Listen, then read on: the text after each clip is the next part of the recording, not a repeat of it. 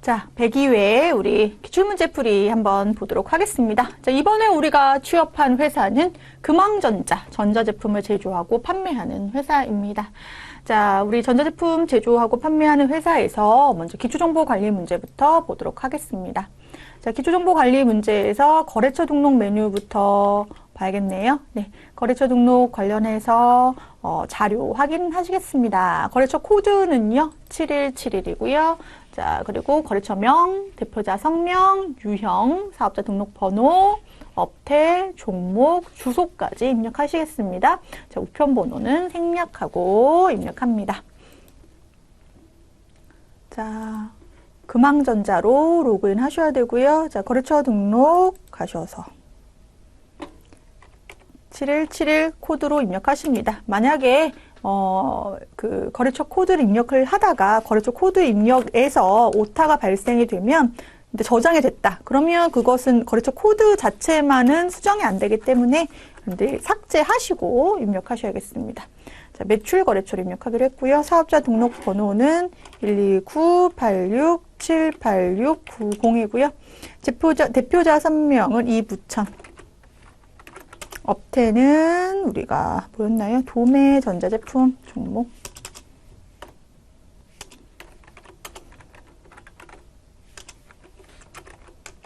자, 주소는 우리가 직접 입력하겠습니다. 인천광역시 계양구 경명대로 1077 로얄 프라자 206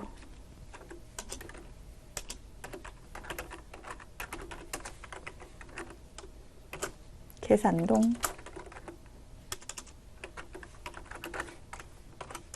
네, 이렇게 입력했습니다. 그래서 만약에 다른 거는 이제 수정이 가능해요, 여러분들. 근데 코드가 잘못됐다 그러면 체크하셔서 이 삭제를 누르시고 다시 입력하는 방법밖에 없다는 거 보시겠습니다.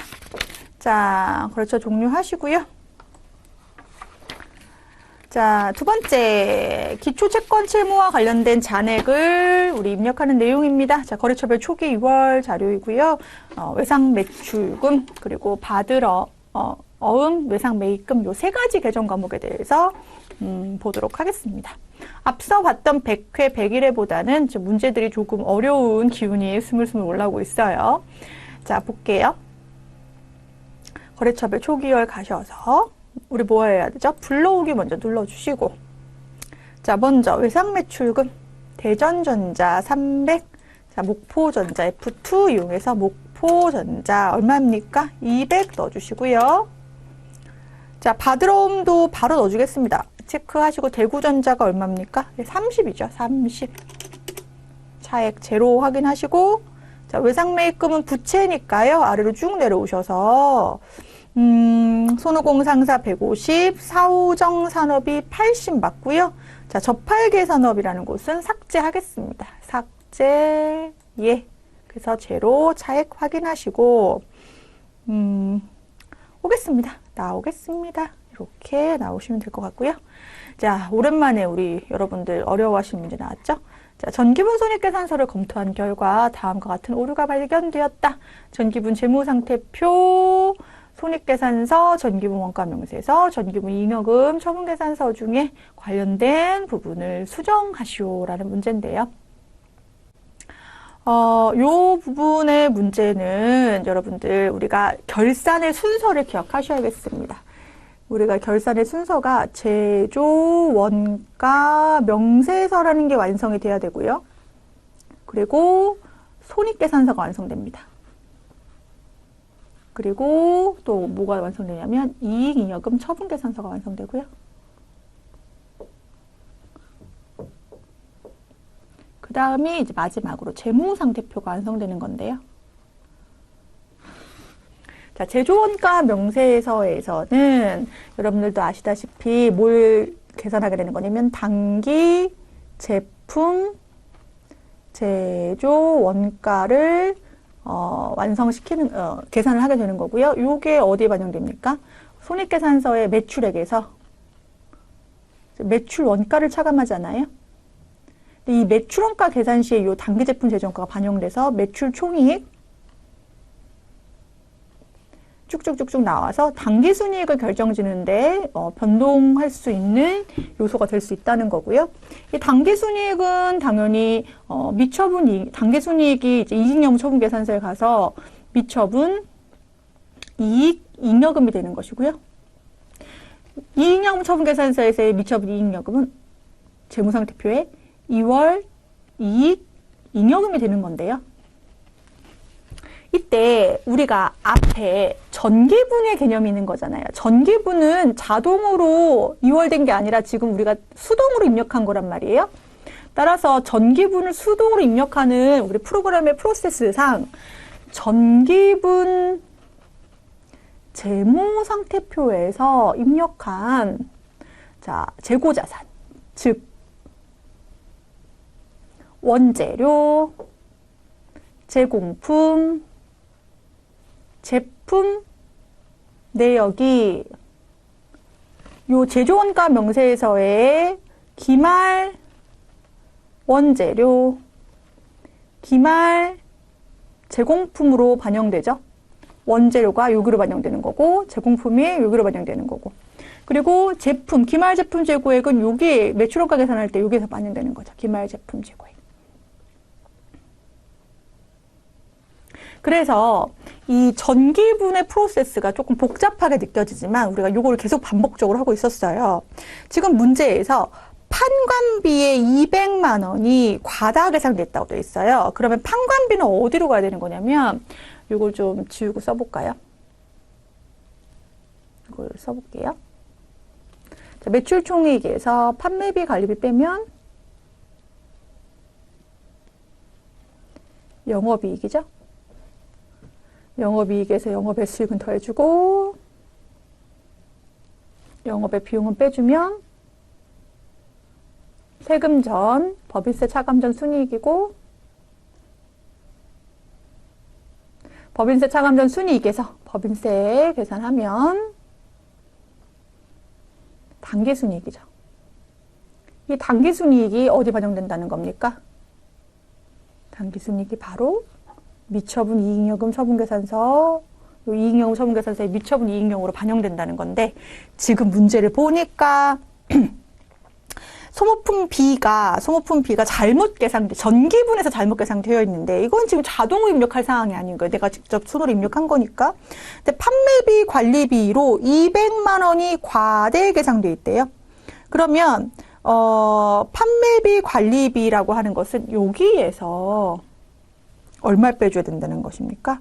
200만 원을 판매비 관리비에서 빼주라는 거예요. 빼는 수정을 하라는 거예요. 그 대신에 그 200만 원을 어디에 포함시키라고 되어 있냐면 제조 원가로 포함시키라고 되어 있는데, 그럼 제조 원가는 어디에 있는 겁니까?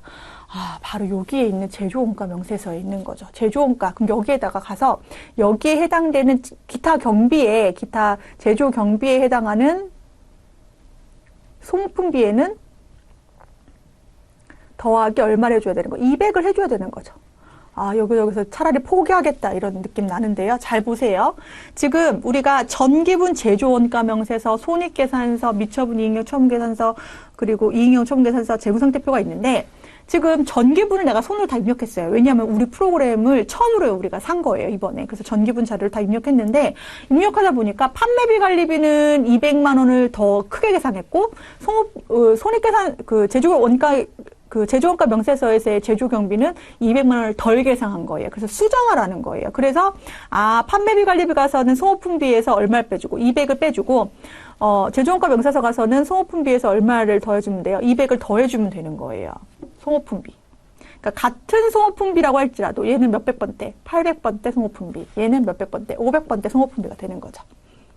그래서 500번대 소모품비는 제조원가 명세서에서 고쳐주고 800번대는 손익계산서에서 고쳐주는 거예요. 근데 여기서 끝나는 게 아니라 이거 500을 수정을 해줬더니 500이 아니죠. 200만 원을 수정을 해줬더니 뭐가 바뀌었어요? 당기제품 제조원가가 바뀐다는 거죠.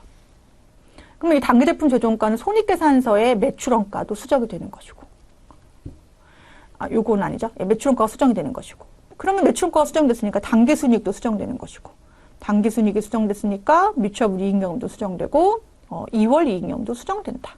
이걸 좀 순서대로 가봐야 될 것 같은데요. 자, 그러면 200만 원을 제조원가 명세서부터 순서대로 한번 고쳐보겠습니다. 전기분 제조원가 명세서 가셔서 원가 명세서 가셔서 보시면 여기 승호품비가 300이 있는데요. 여기서 500으로 수정하겠습니다. 200을 더해주기로 했죠? 500으로 수정합니다. 그러면 단기 제품 제조 원가가 금액이 바뀌어요. 얼마로 바뀌었냐면 3억 718만 원으로 바뀝니다. 그럼 요걸 적어 놓으셨다가 어디로 반영돼야 된다고 했죠? 바뀌었어요. 단기 제품 제조 원가가 어디 반영된다고요? 손익계산서의 매출 원가로 가보셔야 된다고요. 자, 그러면 나와서 손익계산서 가셔서 매출 원가 가볼게요. 그럼 요 금액이 305가 아니라 뭐로 바뀌었어요? 307로 바뀌었어요. 수정을 해주면서 매출 원가가 수정이 되죠. 확인. 그럼 단기순이익이 바뀌었어요. 그럼 얘는 안 적어도 돼요. 자동으로 불러오기가 있거든요. 단기순이익이 바뀌었어요, 여러분. 그럼 단기순이익은 어디서 수정이 된다고요? 미처분 이익형으로 수정이 되는데 여러분 보시면 여기서 200만 원도 우리 수정해줘야 되는구나. 아, 그렇네요. 그러면 판매비 관리비에서 200은 빼주기로 했죠. 그러면 1000만 원이 얼마가 됩니까? 800이 되면서 단기순이익이 다시 돌아왔네요. 그러면 이 144970000 즉 1억 4,497만 원이 한번 가보실까요? 어디? 요 단기순이익이 미처분 이익여금에 가보면 수정할 게 없죠. 동일하죠. 무슨 얘기입니까? 왜 그럽니까? 왜 그러냐면요. 자, 여기 200만 원이 더해져서 제조원가가 얼마가 더 더해졌었는데 200만 원이 더 더해져서 매출원가에 200만 원을 더 더했었는데 마침 또 얘를 뭐 해줬어요? 성호품비를 빼줬죠. 200을. 그래서 단기순이익에 변동이 있다 없다? 없다. 이렇게 된 거예요. 만약에 단기순이익에 변동이 있었다라고 하면 여러분들 미처분 이익여금 처분계산서 가셔서 수정해 주셔야 됩니다. 2월 이익여금까지. 네. 다행히 여기에서 끝난 거예요. 이 문제는. 그쵸? 여기까지 더 갈 수도 있는 문제이다. 자, 이 정도로 하겠습니다. 자, 넘어가겠습니다. 자, 일반 점포 입력 보도록 할까요? 자, 회사가 보유하고 있던 매도가능 증권, 투자자산. 매도가능 증권이 당좌자산인 경우도 있고, 이제 보통은 우리가 장기 투자자산으로 보고 우리가 매도가능 증권 처리를 합니다. 다음과 같은 조건으로 처분하고 대금은 보통 예금으로 회수하였다. 자, 평가, 기말평가를 일반 기업회 기준에 따라 처리하였다라고 되어 있는데요. 자, 지금 뭐라고 되어 있냐면, 취득가액이 2,400인데요. 네, 얘를 2,800으로 공정가치법으로 평가하게 되어 있잖아요. 그래서 차변에 매도 가능 증권, 얼마 더해줍니까? 400을 더해주고, 이 400이 바로 뭐가 됩니까? 매도 가능 증권, 평가이익이죠? 평가이익. 이 매도하는 증권 평가이익은 미실현 이익으로서 아직까지 이익으로 처리하지 않고 자본 계정, 기타 포괄 손익 누계 자본 계정으로 멈춘 상태인데요. 얘를 뭐 하게 됐습니까? 처분하게 된 거예요. 그러면 여러분들 처분 분계에서는 자, 대변에 장부에 있던 투자자산이 매도 가능 증권은 얼마짜리로 되어 있습니까? 2,400에 400을 더한 2,800으로 장부가액이 되어 있고요. 얘를 2,900에 뭐로 처분했습니까? 보통예금으로 103번 보통예금으로 처분했습니다. 그러면 우리가 이것만 보면 100만 원이 뭐네 처분이익이네 라고 생각할 수 있겠지만 지금 평가이익 잡아놓은 게 아직 자본 계정이기 때문에 계속 이월되고 있는 거거든요. 그래서 장부에서 제거해 줍니다. 자, 매도하는 증권 평가이익 제거해 줍니다. 얼마를? 400을 제거해 주고요. 따라서 실질적으로 처분이익, 매도하는 증권 처분이익으로 계상할 금액은 얼마가 됩니까? 예, 500이 됩니다. 즉 평가이익을 미실현이익으로서 보류했어요. 이익으로 잡는 거를. 그랬다가 실질적으로 처분할 때 이렇게 되는 거죠. 이때의 이익은 평가이익은 400은 잠깐 보류. 그런데 실질적으로 실현되는 순간, 즉 처분되는 순간 그 평가이익도 실현시키면서 처분가액인 100만 원, 여기 2,800에서 100만 원 추가한 이익까지 포함해서 처분이익이 얼마가 됩니까? 예, 500만 원이 되겠습니다. 이 분계를 우리가 몇 월 며칠자로 7월 20일자로 입력하겠습니다. 일반 전표 입력 7월 20일. 자, 대변에 매도 가능 증권. 자, 두 개가 있잖아요. 여러분 위에 있는 거는 단기 투자 자산이에요. 그래서 아래에 있는 투자 자산으로 178번으로 입력합니다. 2,800. 그리고 차변에 보통 예금 얼마가 들어왔다? 2,900이 들어왔다. 그렇다고 해서 그러면 100만 원만 이익이냐? 그렇지 않다. 차변에 매도가능증권 평가 이익 잡았던 400만 원을 실현시키자. 장부에서 제거해주고 이때 차액으로 발생하는 500만 원이 모두 처분 이익으로 처리된다는 겁니다. 이렇게. 답은 500만 원까지 정리를 하시면 될 것 같습니다. 자, 이번에는 9월 26일 창고에 보관 중인 원재료를 55만 원짜리를 공장에서 사용 중인 기계장치의 수리를 위하여 사용하였다. 그러면 공장에서 사용한 수선비 처리할 건데요. 수선비. 이런 경우 있을 수 있죠. 회사에서 원래는 제조에 활용할 원재료를 그냥 쓴 거잖아요. 그럼 대변에 원재료 감소 처리할 건데요. 원재료가 감소되면 우리 프로그램은 뭐로 인식하냐면 차변에 원재료비처럼 인식해버리는 거예요. 재료비 썼구나. 원재료가 감소했으니까. 그래서 이렇게 하지 말라고 여기다 몇 번 넣어주는 거예요. 적요 8번을 넣어주면 재료비로 쓴 게 아니라 수선비로 썼구나라고 프로그램이 인식한다는 거죠. 그래서 이게 타계정 대체 거래입니다. 즉 제조 과정에 쓰지 않고 판매 목적으로 쓰지 않고 다른 목적으로 썼다라고 하는 적요 8번을 꼭 넣어줘야겠습니다. 어디다 넣어주는 거죠? 수선비에 넣어주는 게 아니라 해당 재고 자산에 넣어주게 되겠습니다. 자, 그래서 9월 26일로 가셔서 차변의 수선비 얼마? 55만 원. 대변의 원재료. 적요 보시면 여기에 8번 타계정 대체 보이실까요? 네. 타계정 대체로 55만 원 넣어주면 되겠습니다. 원가로 넣어주시면 되겠습니다. 자, 넘기시고요. 11월 4일 세금계산서를 발급할 수 없는 간이과세자인 100토스트에서 공장 생산직 직원들의 간식용 토스트를 주문하였다. 네, 일반 전표에 입력할 것이라고 되어 있습니다. 현금으로 지급하였다. 자, 복리후생비 처리할 건데요. 공장이니까 이제 500번대 복리후생비 처리하면 되겠습니다. 자, 금액 확인하시면 2만 원 처리하면 되겠네요. 자, 11월 4일로 입력하겠습니다. 차변에 공장 복리후생비 얼마? 2만 원. 대변에 현금 2만 원 이렇게 처리하겠습니다. 자, 이번에는 11월 5일 보겠습니다. 전기의 대손이 확정돼서 대손 충당금과 상계 처리하였다. 이 얘기는 전기에 대손 회계를 했다는 얘기죠. 전기에. 그래서 외상 매출금 회수가 안 됐다. 얼마가? 50만 원이. 대손 충당금 50만 원. 근데 단기에 얘를 뭐로 회수했습니까? 보통 예금으로 회수했습니다. 자, 전기에 만약에 이걸 대손 삼각비 처리했었다면, 차변에 대손 삼각비 처리했었다면, 그렇다고 하더라도 단기에 회수한 것은, 전기에 대손 발생한 걸 단기에 회수한 것은 대변에 대손 충당금의 증가 처리합니다. 얼마? 50만 원.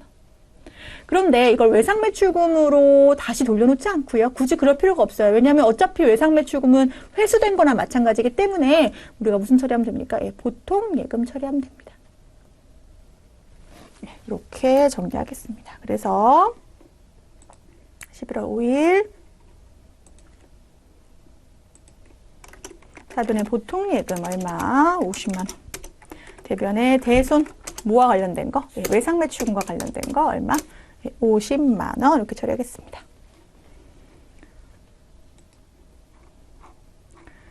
자, 11월 8일 문제 볼까요? 자, 기계장치 구입으로 인하여 이기 예정신고 기간에 발생한 부가가치세 환급금 1,030만 원이 보통예금 계좌로 입금되었다. 이게 무슨 얘기입니까? 예정신고 기간에 환급금은 원래 바로바로 안 들어오지만 이 사업설비, 시설 장비로 이제 투자한 금액에 대해서는 조기 환급이 가능하기 때문에 이런 환급금이 바로바로 들어올 수가 있는데요.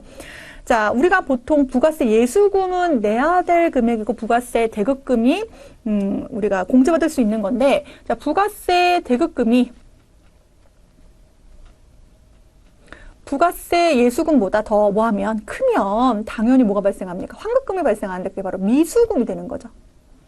이러한 붕괴를 언제 하는 겁니까? 해당 과세기간이 종료 시점에 하게 되는 거죠. 그래서 예를 들어서 7월부터 9월이면 우리가 9월 30일 한다고 하면 요 미수금이 11월 8일 날 회수된 거죠. 미수금.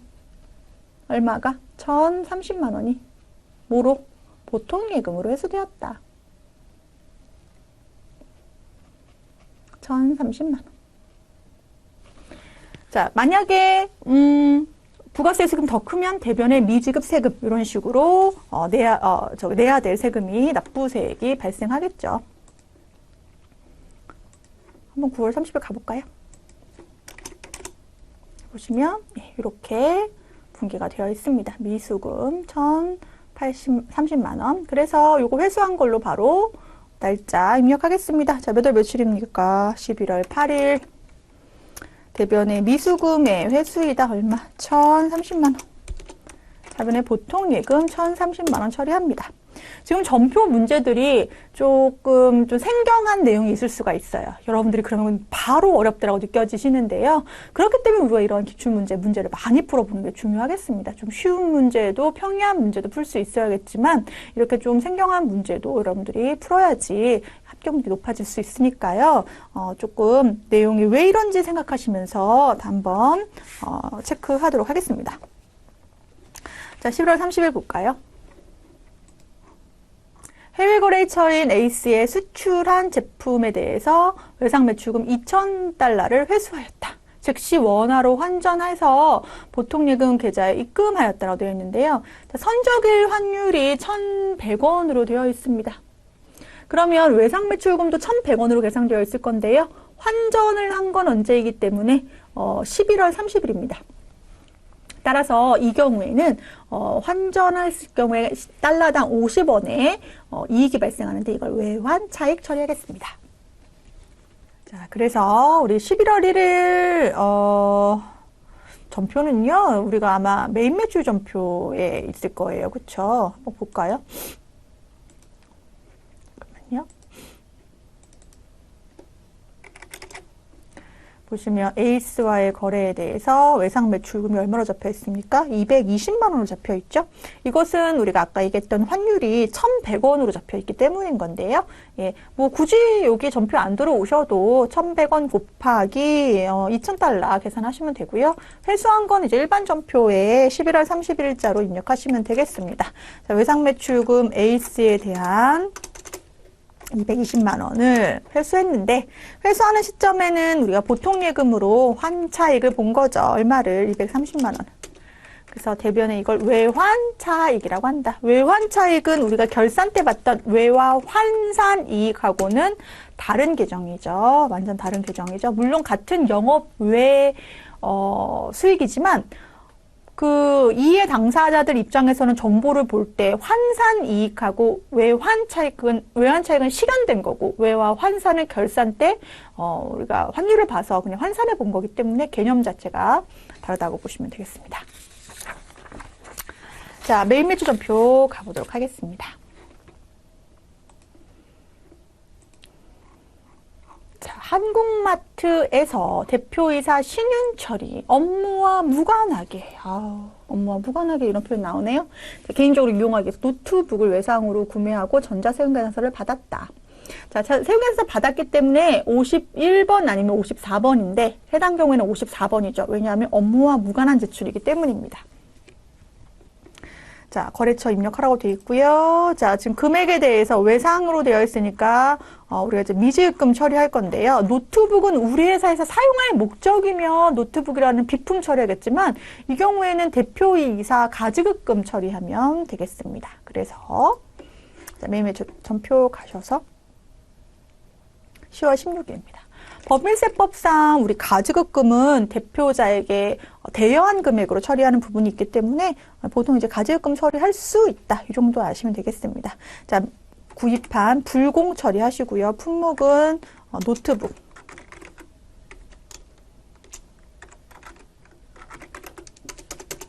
자, 금액이 아까 250만 원이었고요.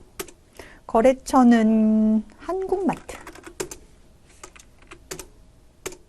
전자 입력해서 사업과 관련 없는 지출 맞고요. 자, 분계해서 혼합. 원재료가 아니라 가지급금 처리하고요. 유의하셔야 될 것은 거래처, 가지급금을 누구한테 해당하는 건지를 넣어주셔야 되겠습니다. 신윤철이라고 하는 대표이사 넣어주시고요. 대변에 외상으로 한다고 했으니까 미지급금 처리하면 되겠습니다. 275만 원. 자, 불공내역에 대해서는 기본적으로 4가지 이상은 기억하고 계셔야겠습니다. 접대비, 사업과 무관한 거, 비용업용 소형 승용차 관련, 면세사업의 전용, 토지의 자본적 지출 5가지 얘기했네요. 5가지는 알고 계셔야겠습니다. 요거에 대해서는 세운에서 받았을 경우에는 54번 불공, 세운에서 발급받지 못했을 경우, 그러니까 카드 전표 받았을 경우는 일반 전표 입력, 현금 영수증도 마찬가지로 일반 전표 입력이다. 자, 10월 21일 볼까요? 송송유통에 제품을 판매하고 세운계산서 발급하였다. 이번에는 세운계산서 발급한 과세거래네요. 자, 대금 중에 1,000만 원은 송송유통이 아닌 지주상사가 발행한 어음 받았고요. 나머지는 외상으로 다음 달에 받기로 했네요. 그러면 어음 받을 어음에 대한 거래처를 지주상사로 수정해야 됩니다. 전체적으로 배기의 시험이 굉장히 여러분들을 좀 힘들게 했을 것 같네요. 자, 10월 20일에 가보겠습니다. 자, 유형은 11번 과세로 갈 거고요. 내용은 우리 전자제품. 수량 단가, 공급가액 4천. 거래처는 송송. 전자 입력할 거고요. 분계 혼합하셔서. 제품 매출한 건 맞는데요. 자, 우리가 지금 뭘 받았습니까? 어음 받았습니다. 어음 얼마 받았냐면요. 아까 1,000만 원 받았다고 했는데 이 어음 받은 거래처가 어디라는 겁니까? 지주상사라는 겁니다. 지주상사의 어음. 그러니까 송송유통 입장에서는 배서양도 한 거라고 볼 수도 있겠죠. 나머지 금액에 대해서는 외상, 매출금 처리하겠다 라고 보시면 되겠습니다. 3,400만 원. 자, 12월 2일 볼까요? 11월 2일. 자, 이에스텍으로부터 공장 시설 보호를 목적으로 CCTV 설치 완료하고, 자, 전자세운계산서 발급 받았다. 매입과세 처리하면 되겠네요. 자, 330만원 중에서 현금 30만원 지급, 나머지는 나중에 균등하게 10번 나눠서 주겠다. 미지급금 처리합니다. 시설장치 과목으로 CCTV 처리할 것. 이거랑 유사한 문제는 앞서서도 풀었던 것 같아요. 자, 11월 2일 가겠습니다. 자, 유형은 매입 과세로 갈 거고요. 품목은 CCTV. 시설 장치에 이렇게 쓰셔도 되고요. 자, 금액이 300이었죠? 이에스텍. 전자 입력할 거고요. 혼합으로 가서 원재료가 아니라 시설 장치라는 계정 과목으로 처리할 거고요. 유형 자산이 되겠죠. 대변에 현금으로 지급한 게 얼마 있었냐면 30만 원 있었고 나머지는 10개월에 걸쳐서 미지급금 처리하겠습니다. 답은 그래서 시설장치 회계 처리하는 51번 과세. 자, 이번에는 11월 27일 보겠습니다. 당사는 본사의 사옥을 신축할 목적으로 기존 건물이 있는 토지를 취득하였다. 이런 문제 나왔네요. 자, 토지를 취득을 했는데 얘를 구입한 목적이 있습니다. 바로 여기다가 새로운 건물을 지을 목적인데요. 원래 있던 토지에 구건물이 있는 거죠. 구건물. 그러면 새로운 건물을 지을 목적이 있으니까 얘를 뭐 해야 돼요? 철거해야 될 거예요. 그러면 이 철거하는 내용 자체는 결국 토지를 내가 우리 기업이 원하는 목적에 맞게 사용하기 위해서 토지의 자본적 지출에 해당한다고 볼 수 있겠습니다. 다시 한번.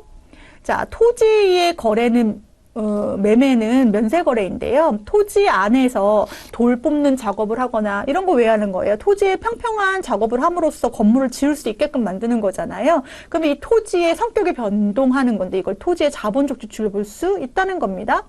구건물을 철거하는 것도 마찬가지예요. 건물 자체가 우리한테 중요한 게 아니에요. 얘를 없애야지 토지를 내가 원하는 목적에 맞게 사용할 수 있다라는 겁니다.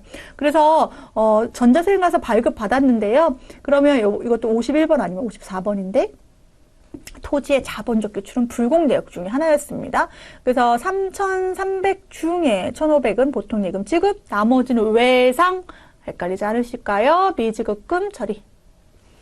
자, 11월 27일 가겠습니다.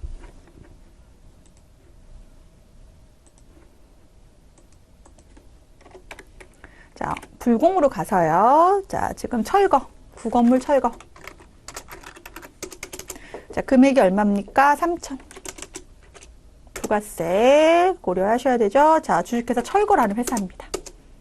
전자 입력하시고, 자, 불공제 사유 잘 선택하셔야 돼요. 5가지 정도는 기억하시라고 했는데, 자, 토지의 자본적 지출. 자, 분계 혼합 가셔서, 자, 우리가 구입한 건 뭡니까? 예, 토지입니다. 당좌예금이 아니죠. 토지죠. 그런데 이 금액에 대해서 일부는 보통예금 1,500 지급했고요. 나머지는 외상으로 했으니까 우리가 미지급금 처리하도록 하겠습니다. 1,800.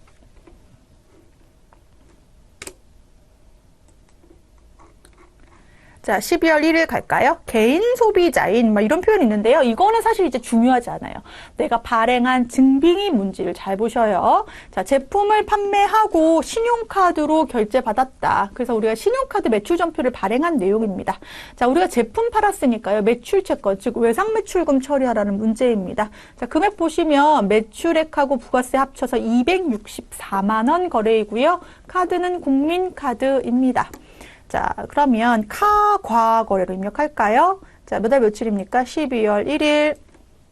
우리가 개인에게 판매한 카드과세 거래이다. 몇 번? 17번. 12월 1일 맞죠? 자, 우리가 품목은 제품이고요. 공급 대가로 입력하면 얼마? 264만 원 입력하시면 됩니다. 그럼 자동으로 240, 24만 원 이렇게 뜨고요. 거래처는 권지우라고 두시면 됩니다. 아이고, 권지우죠. 신용카드사가 아까 국민이었죠? 카드. 자, 분계는 여기서 4번 누르셔도 아마 외상매출금으로 나올 겁니다. 네, 이렇게. 나머지는 뭐 수정할 내용이 없습니다. 그래서 국민카드 외상매출금 처리. 자, 12월 20일 미국 소재 법인 동호 와 8월 4일 직수출 계약, 직접 미국 법인에 수출하겠다는 거죠. 그래서 체결한 제품 5,000달러의 선적을 완료하고 수출 대금은 나중에 받기로 했다. 계약일의 환율은 1,180원, 선적일의 환율은 1,185원이다. 자, 직수출의 경우에는 코드를 몇 번으로 우리 16번 수출 코드로 입력할 건데요. 영세율 반영할 거죠. 이때 선적을 완료한 시점의 환율로 계산하기로 했습니다. 그래서 우리가 1,185원의 환율로 5,000달러를 계산하면 되겠습니다. 그래서 계산기 다 지금 두들기고 계시나요? 1,185원. 그래서 592만 5천 원이 계산이 되는 거죠. 선적일 기준 환율로 보겠다. 자, 16번 12월 20일 입력하도록 하겠습니다.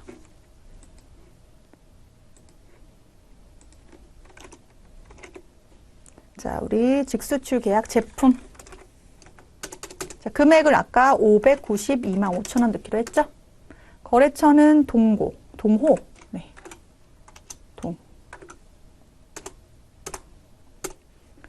영세율 구분은 직수출. 주신고 번호 생략하고요. 자, 2번 외상으로 기록하도록 하겠습니다. 자, 전표 수정 문제 보도록 하겠습니다. 8월 25일 1기 확정신고기간의 부가가치세 납부세액과 가산세 16만 2,750원을 보통예금으로 납부하고 일반 전표에서 세금과 처리해버렸다. 6월 30일에 회계 처리를 확인하고 가산세는 세금과 원가로 처리하시오라고 되어 있는데요.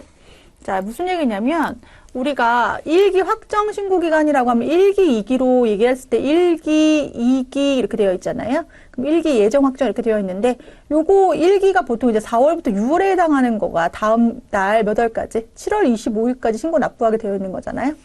그런데 원래는 7월 25일까지 내야 되는데 언제 된 거예요? 8월 25일 날 낸 거예요.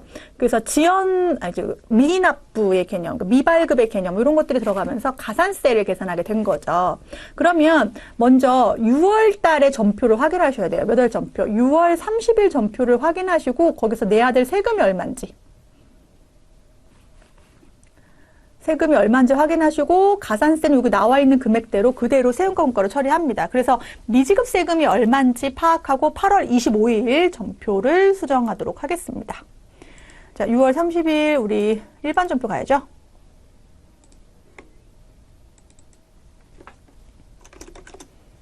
가보시면 여기 미지급 세금으로 금액 나와 있는 거 보이실까요? 얼마로 되어 있습니까?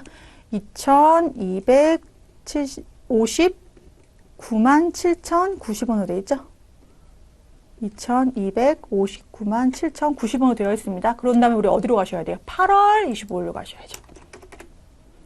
세금과 공과가 아니라, 자, 세금과 공과는 아까 얘기했던 얼마만? 16만 2,750원만 세금과 공과죠. 그럼 나머지 2,259만 7,090원은 우리가 뭘 납부한 겁니까? 미지급 세금을 납부한 거죠. 미지급 세금을 납부하였다. 2,259만 7,090원. 그래서 가산세 계산을 하게 된 거에 대한 분계 처리를 여러분들이 기억을 하시면 되겠습니다. 자, 10월 17일 이플러스로부터 구입한 스피커의 대금 220만 원을 보통예금 계좌에서 이체하고 자, 일반 전표 상품으로 회계 처리하였으나 사실은 영업부 사무실에서 업무용으로 사용할 목적이다. 그러면 이거 스피커 비품 처리하면 되죠. 그리고 현금 영수증도 발급받았다라고 되어 있습니다. 그러면 현금 과세 매입으로 처리를 해야 될 것을 그러니까 매입 매출 전표에 처리할 것을 어디다 처리했다는 겁니까? 일반 전표에 처리했다는 거예요. 그래서 일반 전표에서 삭제해주고 직접 매입 매출 전표 10월 17일로 오셔서 처리해야 되는데요.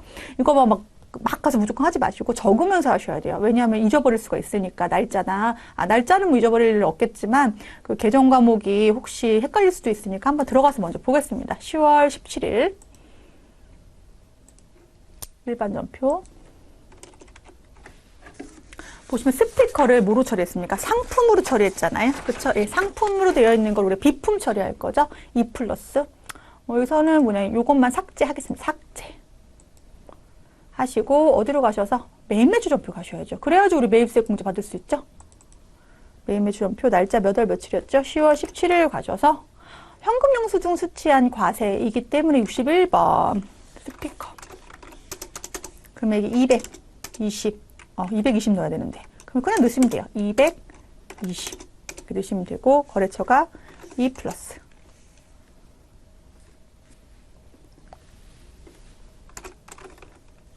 네, 2 플러스 넣어주시고 분계 지금 보통 예금에서 이체했다고 했잖아요. 문제가 너무 기네요. 그렇죠? 그럼 원재료가 아닌 뭐로 바꾸셔야 돼요? 비품으로 바꾸셔야 되고 보통 예금으로 이체하였다. 220만 원 여기까지 수정. 그래서 전표 문제가 102회가 대체적으로 좀 여러분들이 좀 난이도가 있는 문제들로 구성되어 있다는 것을 우리가 좀 확인할 수가 있겠네요. 자, 여기까지 해서 매입 매출 전표까지 마무리하고요. 예, 바로 결산 매입 매출 전표 수정까지 마무리했고요. 결산 가겠습니다. 자, 결산 정리 사항은 다음과 같다라고 되어 있습니다. 자, 외상 매입금 계정에는 자, 중국에 소재한 거래처 상하이에 대한 외상 매입금이 포함되어 있다. 그러면 외상 매입금의 환율의 변동 내역을 확인해 보라는 거니까요. 먼저 상하이에 대한 외상 매입금이 220만 원인데 2,000달러에 대한 거잖아요. 그러면 얼마였던 얘기? 1,100원이었다는 거잖아요. 그렇죠? 그럼 20원씩 뭐 했어요? 환율이 증가했기 때문에 외상 매입금이라는 부채도 증가했겠네요. 그래서 20원 곱하기 얼마에 대해서 2,000달러에 대한 외상 매입금 증가 처리하면서 외화 환산 손실. 왜냐하면 부채가 증가했으므로 더 갚아야 될 의무가 증가했다고 볼 수가 있겠네요. 그래서 얼마? 4만 원 처리하겠습니다. 12월 31일 가셔서 일반 전표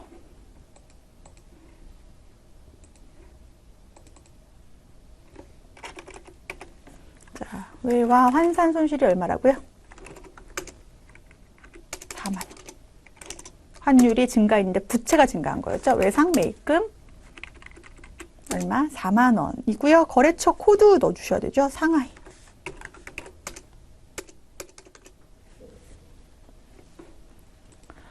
7월 1일, 자, 전액 보험료, 비용으로 회계 처리한 보험료는 1년분 보험료를 일시에 지급한 것으로, 보험료는 월화에 계산한다라고 되어 있습니다. 자, 지금 우리가 단기분에 해당하는 게 6개월이고 차기분에 해당하는 게 6개월인 거죠. 따라서, 제조 부분에서 120만 원은 단기 거고, 차기 게 또 120만 원.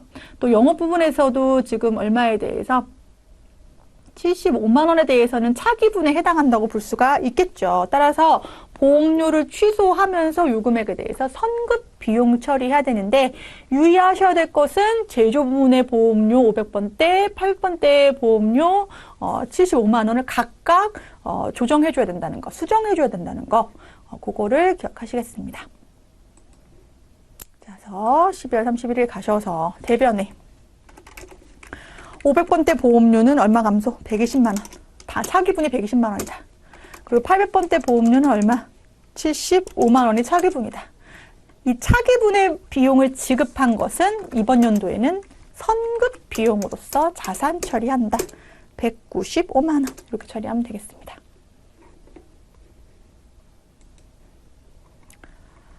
(9월 15일) 가수금으로 처리한 255만 원의 원인을 조사했더니 가수금이 뭡니까? 가수금은 입금된 내역이 있는데 그 내역이 명확하지가 않고 그 계정이 명확하지가 않은 경우에 임시로 처리하는 게 가수금인데요.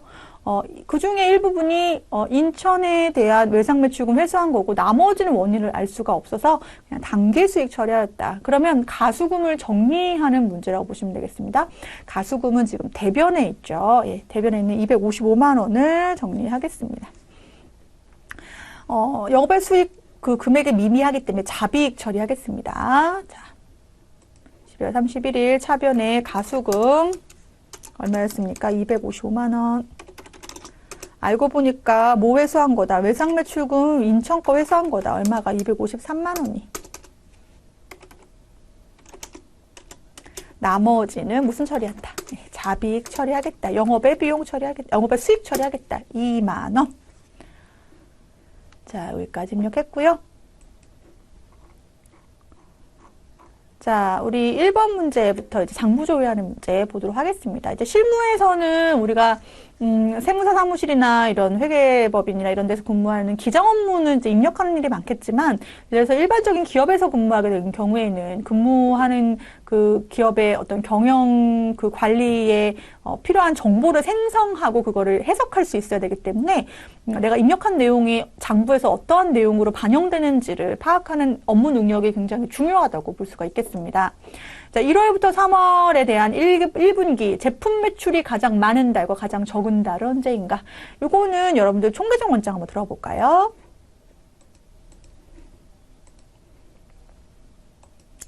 자, 1월부터 3월에 대한 총계정 원장에 우리가 제품 매출이었죠?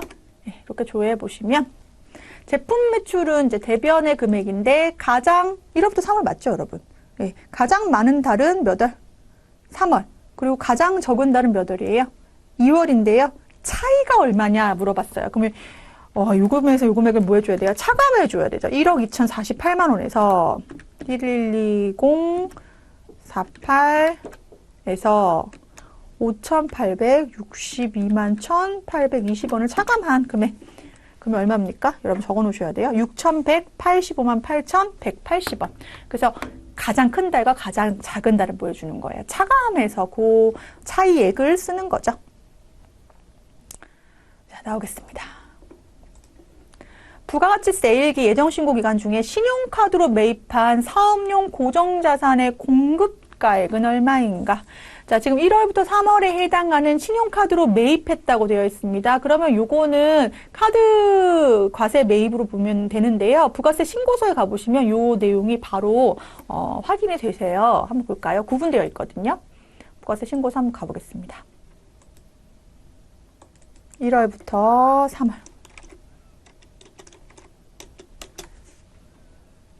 자, 지금 보시면 여기에 일반 매입이 있고 고정자산 매입이 있잖아요. 그런데 일반 매입과 고정자산 매입으로 구분해 놓는 이유는 여러 가지 부가율 계산이나 아니면 사업용 자산에 대한 조기 환급 제도의 적용이나 이런 거에 매입의 사유로 이렇게 구분하게 되어 있는데요. 여기에 있는 거는 지금 세금계산서 수취분입니다. 근데 이제 우리가 문제로 지금 본 거는 신용카드 매입분을 보는 거기 때문에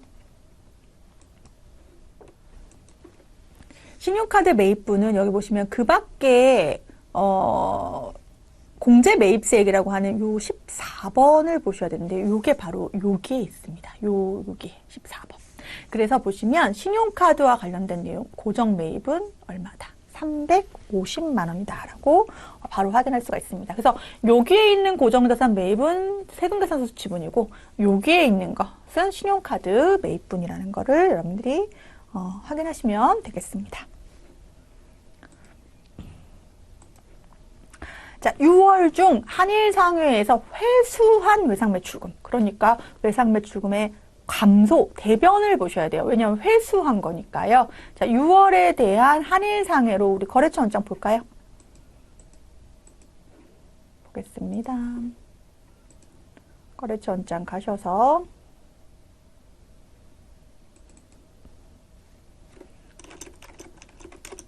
외상매출금 회수액. 우리 회사가 누구였어요? 한일상회였잖아요. 한일상회만 보겠습니다. 자, 지금 보시면 차변하고 대변 나와 있는데 대변의 회수 금액 1,000만 원이라고 볼 수 있겠네요. 그래서 답은 얼마? 1,000만 원이다. 요거는 주관식으로 여러분들이 답안에 직접 뭐 하셔야 돼요? 예, 입력하셔야겠습니다. 자, 그러면 이번에는 우리 뭐 하면 되나요? 예, 이론 문제 풀이하도록 하겠습니다. 이론 문제 15문제 하나하나 보겠습니다. 자, 1번. 다음 중 거래의 8요소와 그 예시로 가장 적절하지 않은 것. 오랜만에 나왔네요. 거래의 8요소. 자, 자산의 증가, 자본의 증가. 자, 회사의 설립을 위해 자본금, 보통예금으로 입금하였다. 자본금, 자본의 증가, 보통예금, 자산의 증가 맞죠? 마스크 생산에 사용되는 원단 구입대금 3,000만 원 현금으로 지급하였다. 자, 재고자산이라는 자산이 증가했고요. 현금이라고 하는 자산도 감소했네요. 예, 지급했으니까 감소한 거 맞고요. 직원의 주택 구입자금 1억 원을 보통예금세 이체하여 대여했다. 자, 그러면 직원한테 대여해준 대여금이 발생한 거기 때문에 자산이 증가한 거고요. 그 대신에 보통예금도 없어졌으니까 자산이 감소한 거죠. 자산이 감소. 옳지 않은 것은 3번. 약소금을 발행하여 외상매입금을 지급하다. 그러면 지급엄이 부채가 증가했고 외상매입금이라는 부채는 감소했겠네요. 그래서 답은 몇 번? 3번. 자, 선입선출법 문제 나왔습니까? 2번입니다. 자, 재고자산의 금액은 얼마인가? 자, 지금 매입 200개에서 매출했잖아요. 얼마를? 150개를. 그러면 남아있는 재고는 얼마? 50개가 남아있을 것이고 얼마짜리가? 200원짜리가 남아있겠네요. 그런데 또 매입했어요. 그러면 50개 곱하기 200원에다가 100개 곱하기 300원 하면 되겠죠? 얼마입니까? 답은 3번. 네, 그렇죠. 3만 원에다가 만 원. 다음 중 영업의 비용으로 처리되는 계정 과목은 여러분들 이거 사실은 개발비는 우리가 딱 알아야 돼요. 무형자산이다. 경상 연구하다가 한 거잖아요. 이거 뭐 판매비 관리라고 볼 수는 없죠. 경상 연구개발비는 제조원가에 포함될 수도 있고, 그렇죠? 예. 어쨌든 영업과 관련된 비용이죠. 영업비용. 소모품비도 영업비용이죠. 답은 무형자산 손상차손입니다.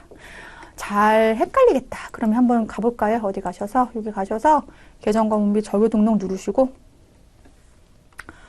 컨트롤 F 누르시고 무형자산 손상차손 눌러보면 찾지 못함으로 나오네요. 이거 여기서는 합법적인 컨닝이 불가능하겠네요. 그런데 다른 거 해볼까요? 경상 연구개발비. 그건 나와야죠. 제조원가에 포함되는 걸로 나오죠. 그러니까 영업과 관련된 비용으로 나온다는 거죠. 소모품비도 마찬가지잖아요, 여러분. 제조원가에도 들어가고 개발비는 당연히 뭡니까? 무형자산이잖아요. 여기서 연구개발비가 나오는데 우리 어디에 해당하는 거 봐야 돼요? 무형자산에 해당하는 개발 봐야 되니까 여기로 가볼까요? 그냥 무형자산의 개발비 여기 있죠. 네, 무형자산의 개발비. 이런 식으로 계정 과목 체계를 그래도 조금은 알고 있어야지 풀 수 있는 문제겠습니다. 자, 유형자산과 무형자산에 대한 설명 맞는 것은, 자, 유형자산은 모두 감가상각 대상이 됩니까? 그렇지 않죠. 예외적인 게 바로 뭐가 있냐면 토지. 그리고 건설 중인 자산은 대표적으로 감가상각하지 않는 자산이었어요. 감가상각하지 않는다. 못한다. 무형자산은 화폐성 자산이다? 아니죠. 금액의 변동이 있는 자산이 아니죠. 비화폐성 자산이죠.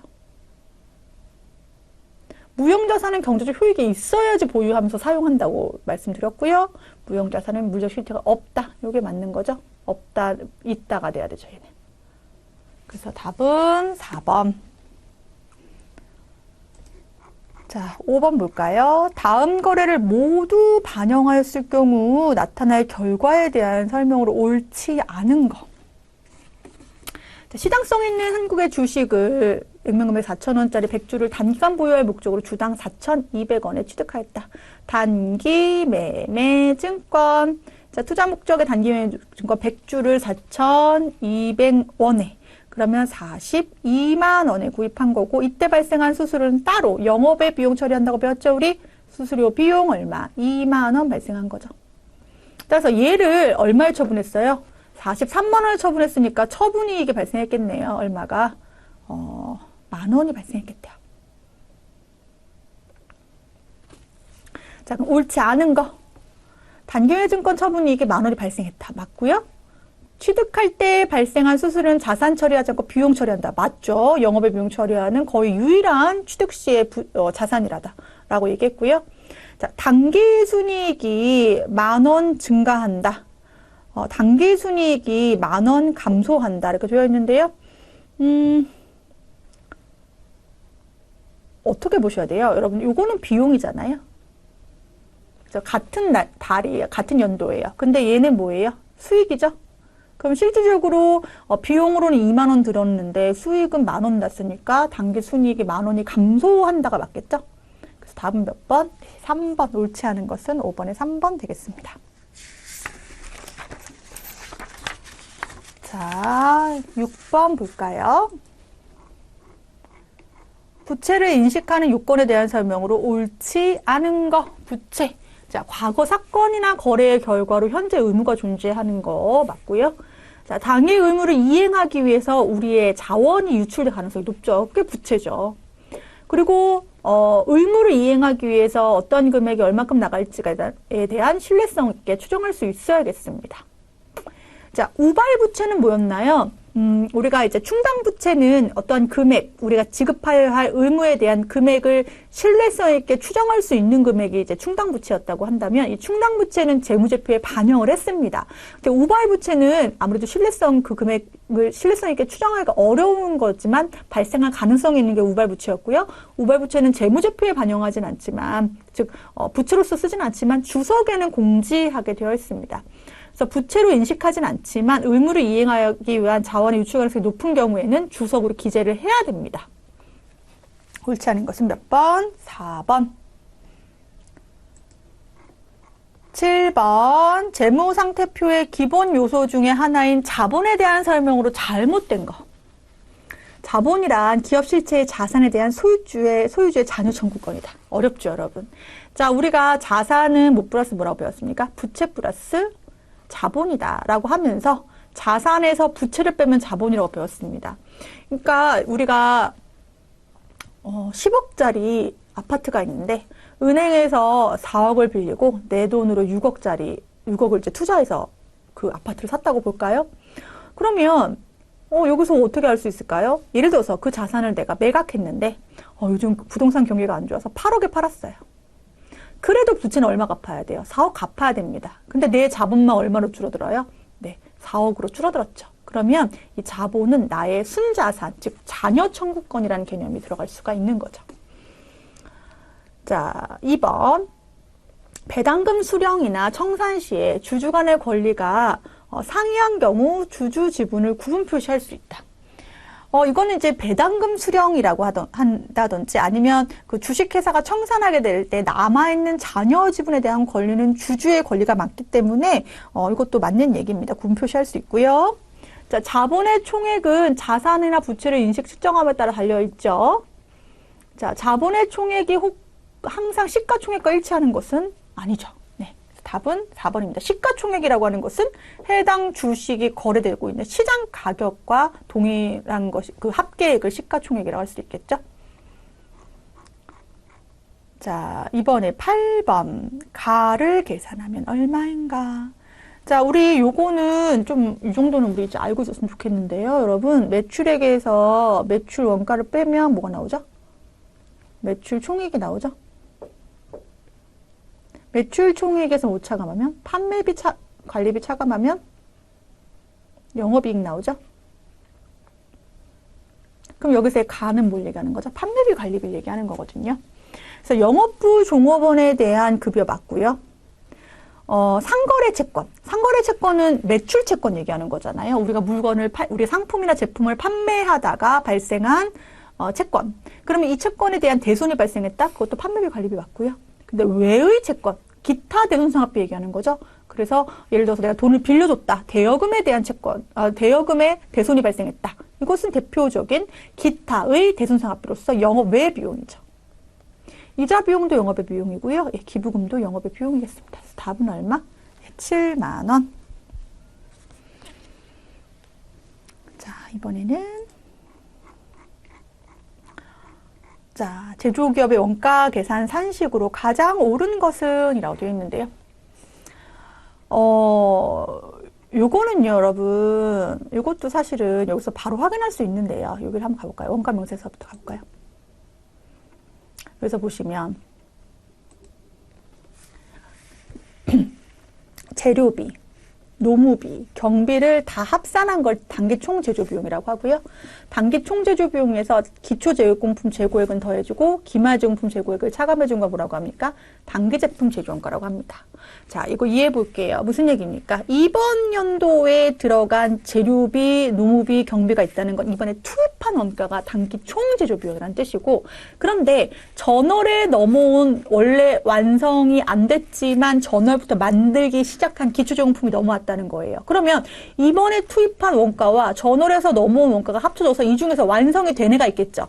완성이 안 된 애를 빼니까 뭐가 되는 거예요? 단기제품 제조원가가 되는 거죠. 이번에 완성된 애하고 전월 달에 완성된 애, 즉 기초 제품하고 이번에 완성된 애하고 합치면 완성된 애 중에서 팔리지 않은 애가 남아있겠죠. 그러면 나머지는 뭐라고 보면 되는 거예요? 매출 원가, 팔린 금액으로 보면 되겠죠. 그래서 이거 원가의 흐름에 대한 걸 물어보는 문제라고 보시면 되겠습니다. 옳은 거. 재료비, 노무비에 이번에 투입된 원가를 우리가 뭐라고 한다? 삼총사, 단기 총제조 원가라고 한다. 단기 제품이 아니다. 완성된 게 아니다. 이번에 투입한 원가이다. 직접 재료비는 말 그대로 재료를 사용한 건데요. 원래 있던 재고에서 단기에 매입한 거를 더해주면 사용 가능량이 되겠죠. 이 중에 사용하지 않은 게 남아있겠죠. 얘를 차감해주면 재료비가 된다. 이게 맞네요. 지금 요 기초제공품 재고액 원래 이번에 투입하지 않았지만 전년도부터 완성되지 않아서 넘어온 거, 이번에 투입한 거에서 이번에 완성되지 않은 거 빼면 단기 제품 재고액이 되죠. 제조원가가 되죠. 단기 제품 제조원가. 매출원가는 전년도에 완성된 거, 이번에 완성된 걸 더해주고 완성되지 않은 걸 뭐 해줘야 돼요? 빼준 것이 매출원가가 되겠죠. 네. 그래서 원가 계산 산식은 꼭 이거 자체로 외운다기보다는 우리가 또 계산 문제가 나올 수 있기 때문에 제조원가의 흐름 꼭 다시 한번 이해하시고 개념 정리하셔서 암기까지 보도록 하겠습니다. 10번 개별원가 계산과 종합원가 계산의 비교 내용으로 잘못된 거. 종합원가 계산은 소품종 대량 생산의 경우 주로 사용된다. 종합원가 계산은 원가를 제조 공정별로 집계한다. 공정별로 만드는 과정별로. 종합원가 계산은 개별원가 계산은 원가 보고서를 개별 작업별로 작성한다. 1번, 2번, 3번 다 맞고요. 개별원가 계산이 주로 사용되는 산업은 건설업, 조선업, 주문식 생산 방식 이렇게 보시면 될 것 같고요. 정유업, 화학업, 제조업은 종합원가 계산이라고 보면 되겠습니다. 그래서 답은 4번. 자, 우리 평균법 문제 또 나왔네요. 자, 평균법 문제 나오면 그래도 여러분들 조금 그래도 쉬운 걸로 나왔구나 생각하시면 돼요. 그쵸? 자, 제공품 개정, 완성되지 않은 미완성품. 자, 기초에서 넘어온 게 몇 개 있다? 100개 있다. 기말은 몇 개 있다? 200개 있다. 단기 착수된 게 몇 개가 있다? 400개. 완성된 게 얼마 있다? 300개 있다.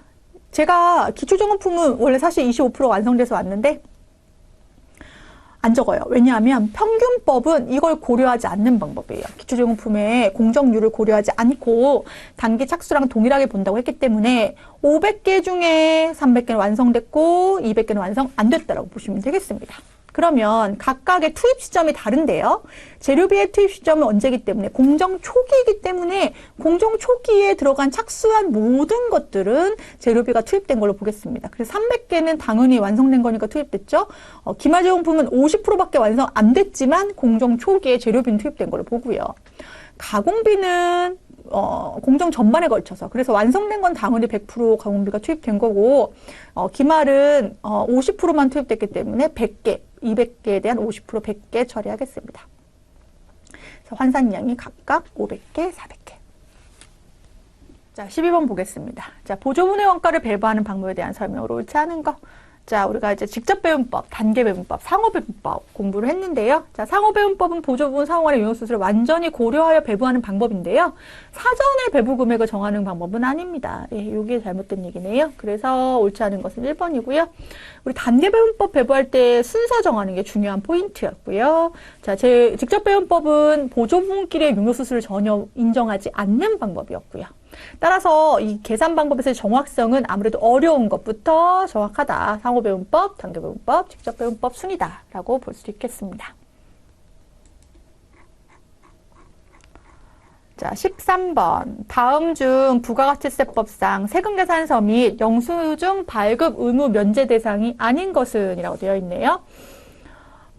세금계산서라고 하는 것은 해당 부가가치세를 내가 공급받는 자에게 징수했다라고 하는 증명서류, 증빙서류로 발행해 주는 것인데요. 그 증빙이 필요 없는 경우가 있습니다. 대표적으로 어떤 것들이 있는지 한번 볼까요? 1번. 용역의 국외 공급. 그거는 외국의 거래에 대해서 국제 간의 거래에 대해서 우리가 우리나라에 거주하지 않는 비거주자에게 우리가 뭐 할 수 없습니까? 세금계산서 발행하지 않아도 되겠죠, 당연히. 또 무인 자동 판매기. 여러분들 보통 최종 소비자를 대상으로 하는 이러한 거래는 우리가 최종 소비자가 일일이 세금계산서 받을 필요 없잖아요. 그래서 필요가 없고요. 또 우리 부동산 임대 용역 중에 간주임대료라는 게 있죠. 즉 보증금, 임대보증금이나 전세금과 같은 경우에도 우리가 과세 형평성을 이유로 해가지고 간주임대료를 계산을 하고 간주임대료에 대한 10%를 부가가치세를 내게 되어 있는데요. 이 부분은 사실 전산세무 2급에서 계산하고 입력하는 내용이 나옵니다. 그러면 이 경우에도 보통은 임대인이 내는 경우도 있고 임차인이 내는 경우도 있는데 임대인이 내는 경우가 많기 때문에 부가가치세에 관련된 세금계산서 발행 의무가 없다고 보시면 되고요. 답은 3번입니다. 다른 사업장의 판매 목적으로 반출해서 공급되는 타사업장 반출의 경우에는 세금계산서를 발행해주면, 즉 A라는 사업장이 있고 B라는 사업장이 있어요. 자, 반출했다고 물어보겠다는 거예요. 공급으로 의제, 간주하겠다는 거예요. 그럼 공급으로 간주하니까 부가가치세 예수금이 붙겠죠. 그러면 B 입장에서는 부가세 예수금을 받았으니까 공급받은 자가 되는 것이고, 이 경우에 세금계산서를 수취하게 되면 부가세 대급금으로서 뭘 받을 수 있나요? 공급에 대한 공급받은 거에 대한 세금에 대한 공제를 받을 수 있기 때문에 이 경우에는 세금계산서 발행을 해주면 사업장의 별로 과세하는 내용에 대해서 공제받을 수가 있겠다라고 보시면 되겠습니다. 자, 다음 중 부가가치세법상 세금계산서의 필요적 기재사항. 우리 필요적 기재사항은 세금계산서에서 굵은 줄이라고 말씀드렸었는데, 우리가 해당하는 경우는 공급하는 자의 상호, 사업자 등록번호, 그리고 작성 연월일, 그리고 공급받는 자의 사업자 등록번호였어요. 그쵸? 그리고 공급가의 공급세액이었죠. 그래서 답은 4번입니다. 사업자 등록번호는 각각 공급자도 그렇고 공급받는 자도 필요하겠다. 자, 15번. 부가가치세법상 면세되는 용역이 아닌 것은 은행과 관련된 금융 용역, 그리고 주무관청 허가 또는 인가를 받은 교육 용역, 그리고 철도건설법의 고속철도에 대한 여객 운송 용역, 그리고 주택 임대 용역이 있는데요. 아닌 것은 이거죠. 여객 운송, 고속철도 여객 운송 용역은 면세 대상이 아니다. 답은 3번이라고 보시면 되겠습니다. 자, 여기까지 해서 우리 102회 풀어봤는데요. 예, 102회는 앞선 기출문제보다는 조금 까다로운 문제들이 있습니다. 예, 102회 문제 꼼꼼하게 살펴보시면서 정리하도록 하겠습니다. 자, 수고하셨습니다.